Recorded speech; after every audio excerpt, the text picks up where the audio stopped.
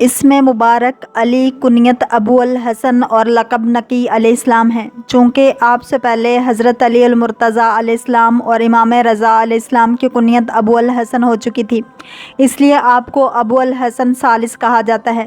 والدہ معظمہ آپ کی سمانہ خاتون تھیں۔ 5 رجب 214 ہجری مدینہ منورہ میں ولادت ہوئی۔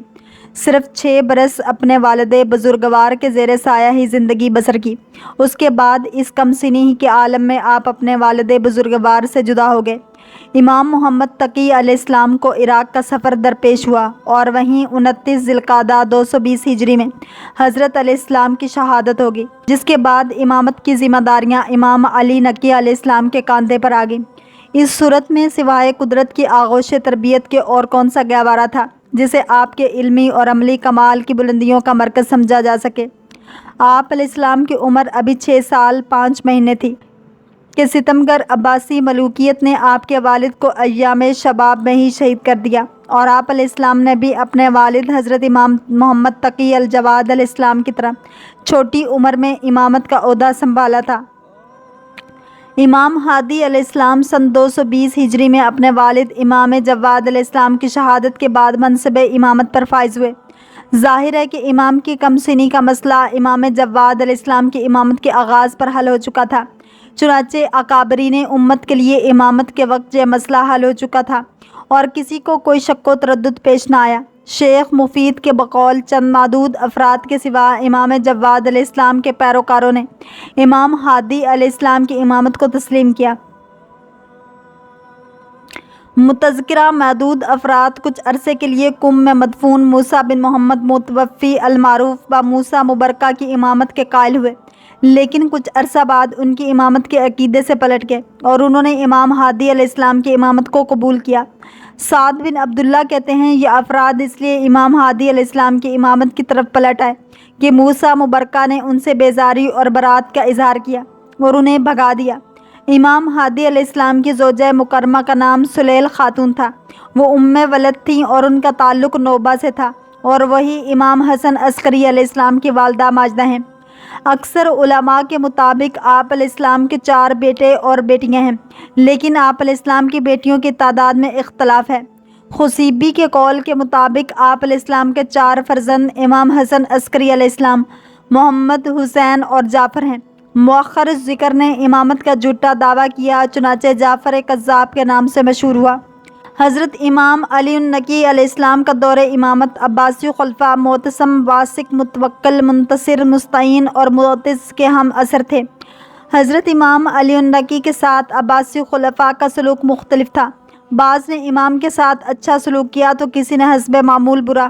البتہ سب کے سب خلافت کو غصب کرنے اور امامت کو چھیننے میں متفق اور ہم عقیدہ تھے، جن میں سے متوکل عباسی اہل بیت علیہ السلام کی نسبت دشمنی رکھنے میں زیادہ مشہور تھا، اور اس نے خاندان رسالت صلی اللہ علیہ وسلم کو آزار و اذیت پہنچانے میں کوئی کسر باقی نہیں چھوڑی تھی، یہاں تک کہ اماموں کی قبروں کو مسمار کیا، خاص طور پر قبر مطہر سید الشہداء حضرت امام حسین علیہ السلام اور اس کے اطراف کے تمام گھروں کو مسمار کر کے وہاں کھیتی باڑی کرنے کا حکم دیا۔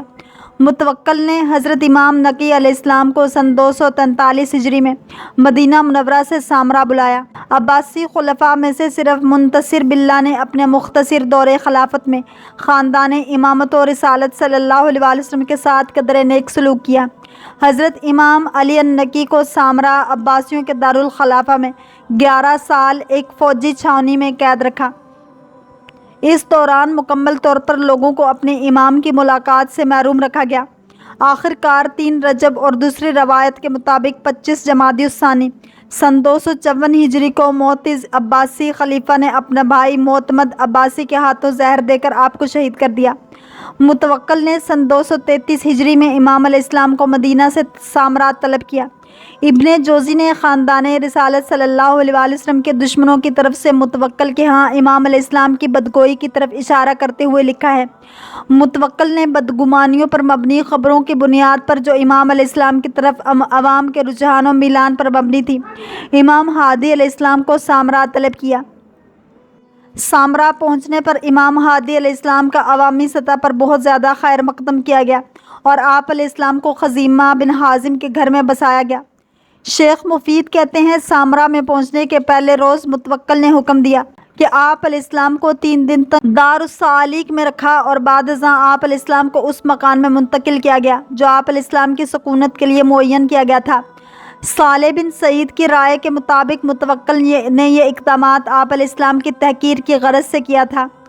امام علیہ السلام آخری عمر تک اسی شہر میں مقیم رہے۔ شیخ مفید سامرا میں امام علیہ السلام کے جبری قیام کی طرف اشارہ کرتے ہوئے لکھتے ہیں، خلیفہ بظاہر امام علیہ السلام کی تعظیم و تکریم کرتا تھا، لیکن درپردہ آپ علیہ السلام کے خلاف سازشوں میں مصروف رہتا تھا، گو کہ وہ کبھی بھی ان سازشوں میں کامیاب نہ ہو سکا۔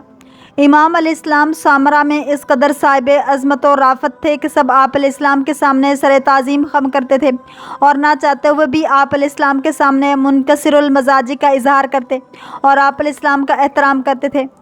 امام علی نقی سامرا میں جبری اقامت 20 سال اور 9 ماہ کی مدت کے دوران ظاہری طور پر آرام کی زندگی گزار رہے تھے، مگر متوکل انہیں اپنے درباریوں میں لانا چاہتا تھا تاکہ اس طرح وہ امام کی مکمل نگرانی و جاسوسی کر سکے، نیز لوگوں کے درمیان امام کے مقام کو گرا دے۔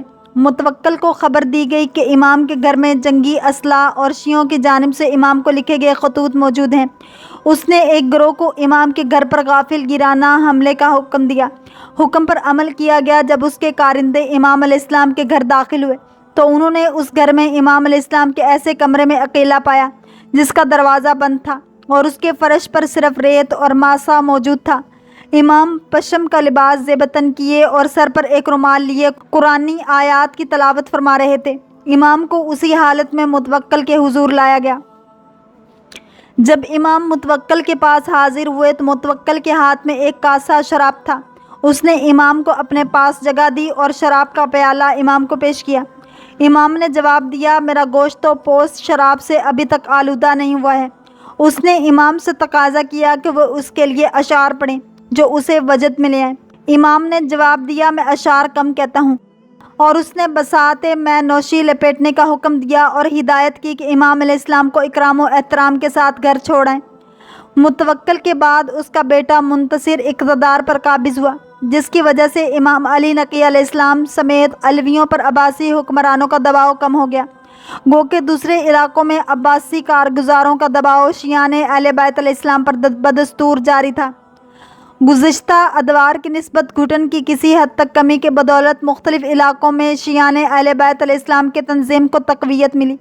جب بھی کسی شہر میں امام علیہ السلام کا کوئی وکیل گرفتار کیا جاتا تھا، آپ علیہ السلام دوسرا وکیل مقرر کر دیتے تھے۔ معتمد عباسی نے امام علیہ السلام کو زہر دے کر شہید کیا۔ لوگ آپ علیہ السلام کے جنازے میں اپنے چہرے اور رخساروں کو پیٹ رہے تھے۔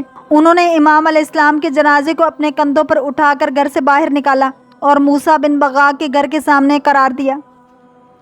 معتمد نے انہیں دیکھا تو فیصلہ کیا کہ امام علیہ السلام کے جنازے کی نماز پڑھائے۔ چنانچہ اس نے حکم دیا کہ جنازہ زمین پر رکھا جائے اور اس نے نماز پڑھائی۔ اگرچہ امام حسن عسکری علیہ السلام قبل ازاں شیعان سامرا کے ہمراہ آپ علیہ السلام کے نماز جنازہ ادا کر چکے تھے، اس کے بعد امام علیہ السلام کو اس گھر میں دفنایا گیا جہاں آپ علیہ السلام کو کچھ عرصے سے قید رکھا گیا تھا۔ روایت ہے کہ امام علیہ السلام کے جنازے میں عوام کی بھیڑ اس قدر زیادہ تھی کہ امام عسکری علیہ السلام کے لیے ان کے درمیان حرکت کرنا مشکل ہو رہا تھا، حتیٰ کہ ایک نوجوان ایک گھوڑا امام کے پاس لایا اور لوگ گھر تک آپ کے ساتھ چلے۔ اللہ کریم ہم سب کو دین اسلام کی پیروی کرنے والا اور عشق مصطفیٰ صلی اللہ علیہ وآلہ وسلم نصیب فرمائے۔